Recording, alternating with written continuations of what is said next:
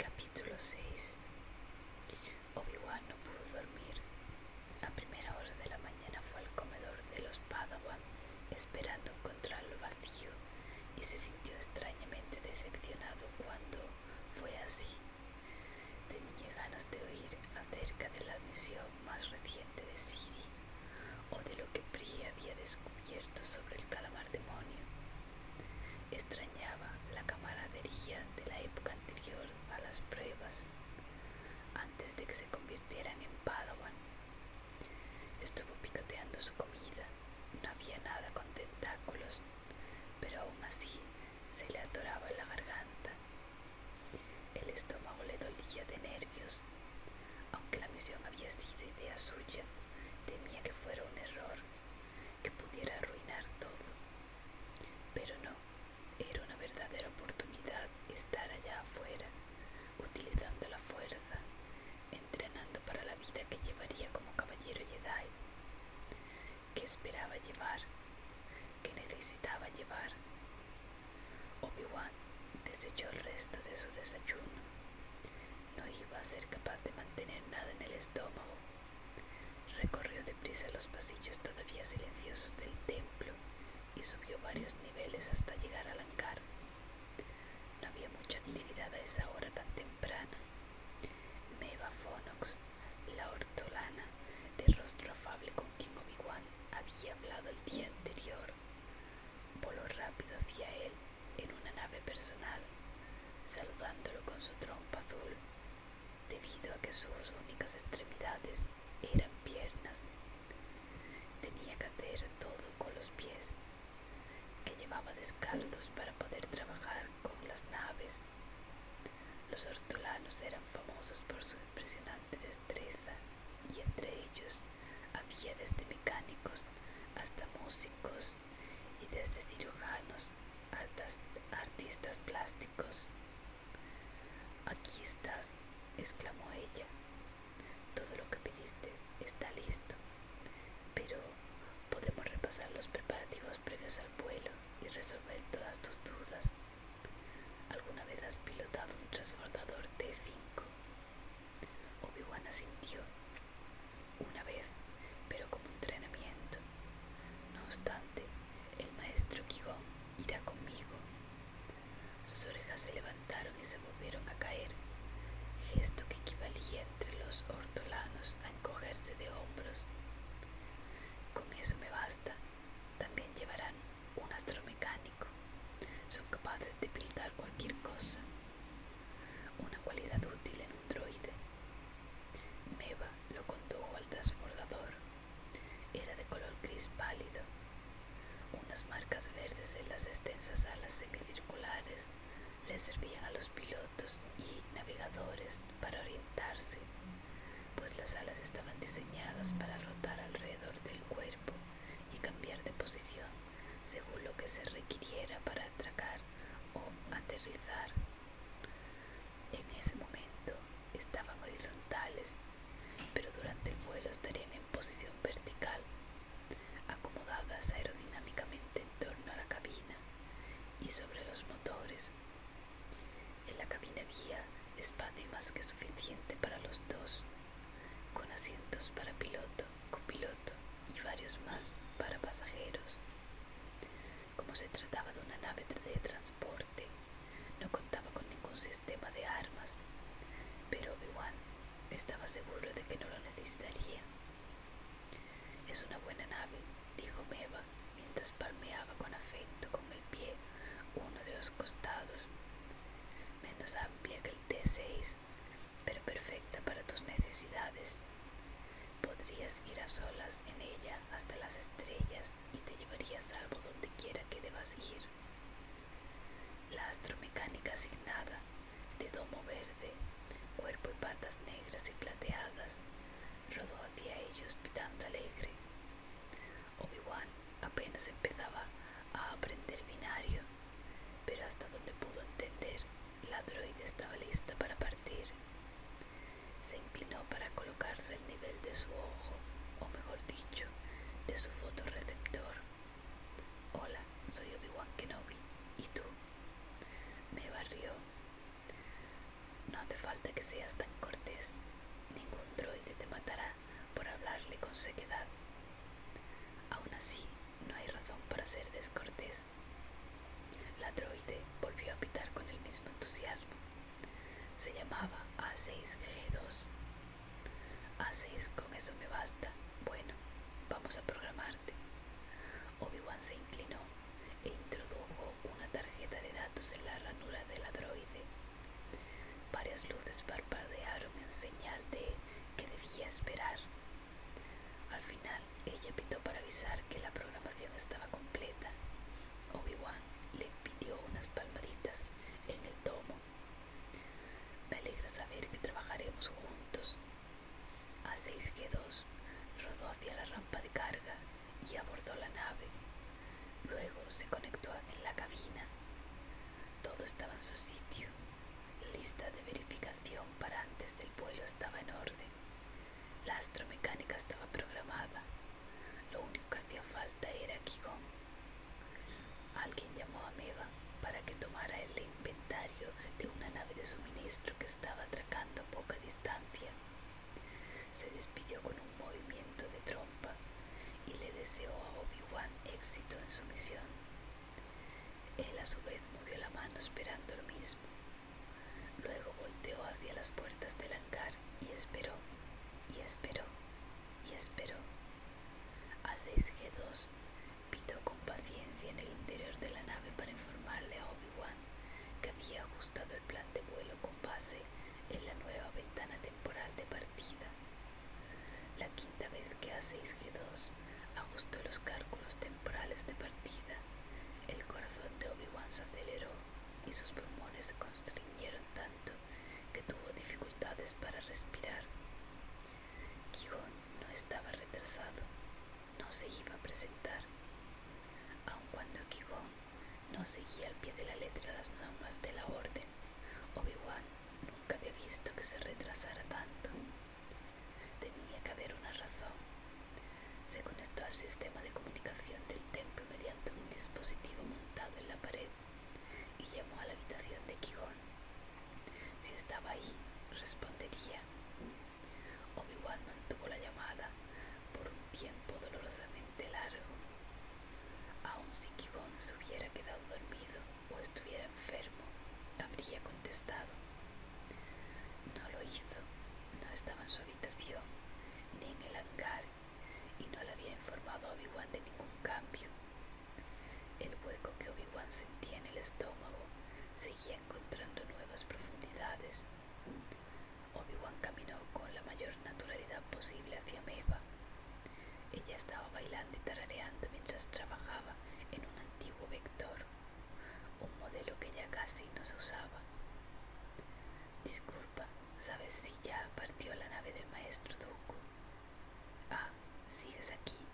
Déjame ver. El conde. Meva consultó su datapad. Parece que su nave partió anoche. Obi-Wan pensó en todo el tiempo que había estado contemplando la puerta de Qui-Gon, debatiendo en su fuero interior si entrar y pedir respuestas. La habitación ya estaba vacía. Había sido capaz Qui-Gon de marcharse sin decirle nada, sin despedirse siquiera de él. Y Obi-Wan había sido incapaz de sentir que su maestro estaba ausente. Era tan patético que no solo Qui-Gon podía dejarlo sin pensarlo dos veces, sino que tenía los sentidos tan nublados por el miedo y la angustia que ni siquiera eran capaces de percibir cuando una habitación estaba vacía. Obi-Wan intentó mantener su expresión relajada. Resultó casi tan difícil como meditar. Dooku iba con alguien. Meva dejó caer las orejas, su versión de fruncir el ceño. No lo sé, registramos a quienes llegan en naves que no son de los Jedi, pero no a quienes se van. Sí, claro, tiene sentido. Gracias. La voz de Obi-Wan sonó aguda y tensa. Intentó parecer despreocupado cuando la realidad era muy distinta. Regresó al transbordador con movimientos rígidos y faltos de coordinación, como si su cerebro y sus extremidades no se estuvieran comunicando de manera adecuada.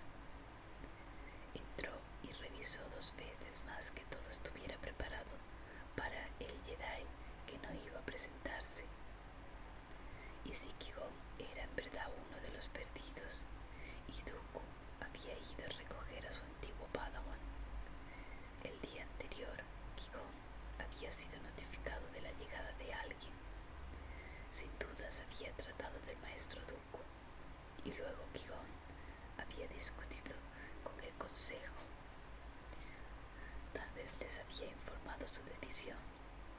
A Obi-Wan le resultaba imposible imaginar a Qui-Gon haciendo algo así, porque por más desacuerdos que su maestro tuviera con el consejo, parecía tan comprometido con el camino de los Jedi como todos. Nada más que lo recorría de manera un poco distinta. Eso no lo haría desviarse por completo del camino, ¿o sí? Por otra parte, si Qui-Gon se había marchado, ¿cuáles serían las consecuencias para Obi-Wan? ¿Qué Jedi estaría dispuesto a acoger a un Padawan entrenado parcialmente por alguien que le había dado la espalda a la orden? Por un Jedi que había rechazado el camino en que la fuerza lo había puesto. Imaginó un futuro en que pasaría de un maestro Jedi a otro, sin encontrar jamás un lugar con ellos, sin dar consigo mismo, porque Siri podía estar equivocada. Un maestro distinto no podía ser más adecuado si la parte corrupta de la relación aprendiz-maestro era el propio Obi-Wan. El retortijón de miedo que sintió en el estómago lo confirmó. Después de todo, ese retortijón de miedo era el problema. Tenía tanto miedo de fracasar, de no ser bastante bueno, que llevaba varios días en que ni siquiera podía escuchar a la fuerza. No quería fracasar, pero sabía que, en cierto sentido, estaba mal desear con tanta vehemencia ser un caballero Jedi. Obi-Wan debía mantenerse abierto a lo que la fuerza lo llamara a hacer, incluso si no era en el ámbito de la orden. Casi todos los Padawan llegaban a convertirse en caballeros, pero había algunas excepciones. Y si ese temor era la propia fuerza diciéndole que no estaba hecho para eso. La idea de terminar siendo cualquier cosa que no fuera un caballero Jedi lo inundaba con una sensación muda de pánico y desesperación. Quería ayudar en la galaxia y sabía que había muchas formas de lograrlo, pero él quería esa forma. Esa era la forma que se había preparado para él, el camino que se había establecido antes de que tuviera memoria. Si fracasaba, si ese camino se cerraba, ¿qué sería de él? Tal vez Qui-Gon no iba a dejar la orden. Tal vez si Obi-Wan iba a la habitación de su maestro, lo encontraría meditando, irritantemente relajado, ajeno a las llamadas del intercomunicador y a la agitación de su Padawan, lo que significaría que Qui-Gon había decidido no acudir a la cita, que había decidido ignorar sus intentos de comunicarse con él, que había decidido ignorar su misión. Y si un Jedi tan intuitivo como Qui-Gon Jinn no sentía la necesidad de realizar esa misión, era porque en realidad la fuerza no estaba guiando a Obi-Wan. Eso era algo que Obi-Wan ya sospechaba, pero confirmaría que Qui-Gon solo había estado burlándose de él, que su maestro sabía en secreto lo que él no había aceptado aún, que Obi-Wan y la fuerza nunca se reconectarían de verdad, que solo era cuestión de tiempo para que la Orden Jedi se diera cuenta y lo colocara en un sitio donde en verdad encajara. Más te vale practicar la meditación. Imaginaba que se darían entre ellos los Padawan de generaciones futuras. No querrás terminar como Obi-Wan Kenobi, expulsado del templo. Todavía puede vérsele agazapado entre las sombras, esperando una oportunidad para volver adentro. Se convertiría en un relato admonitorio, en una advertencia de que tratar de conectarse con la fuerza cuando la fuerza te rechazaba era un esfuerzo fútil que solo podía conducir al fracaso y la humillación. El simple hecho de imaginar esto lo hacía sudar de pánico, una prueba más de que no confiaba en la fuerza. Si en verdad confiara en ella, podría aceptar que había muchas formas de serle útil a la galaxia. Frustrado e indeciso, Obi-Wan gruñó mientras jalaba una y otra vez su trenza de Padawan. Lo que necesitaba en ese momento era guía, consejo, un maestro. Y sin embargo, estaba ahí, solo. A 6G2 repito cordialmente para informarle que se habían apartado de manera significativa de la última hora de partida establecida y que reajustaría la ruta en conformidad con una nueva hora. Antes de poder disuadirse y casi sin creer lo que estaba haciendo, Obi-Wan se cambió del asiento del copiloto al del piloto y se puso el cinturón de seguridad. Aquel transbordador era capaz de volar con un solo tripulante, como Meva le había informado. Obi-Wan repasó la lista de verificación para antes del vuelo. Revisó que A6G2 tuviera el plan de vuelo correcto considerando la nueva hora de partida y puso la mano en el botón de arranque. Aquello era por mucho lo más imprudente y rebelde que había hecho en su vida. Podía hacerlo acreedor a una reprimenda del consejo, tal vez algo peor. Iba en contra de todo lo que le habían enseñado, pero no podía ignorar aquella necesidad interior de llevarlo a cabo, ya fuera para triunfar y demostrar que merecía su lugar entre los Padawan, que la fuerza era capaz de operar a través de él, o para fracasar y comprobar que en verdad no estaba hecho para ser un caballero Jedi, que Padawan era el final de su viaje a través de la fuerza. En cualquier caso, su camino inmediato estaba claro.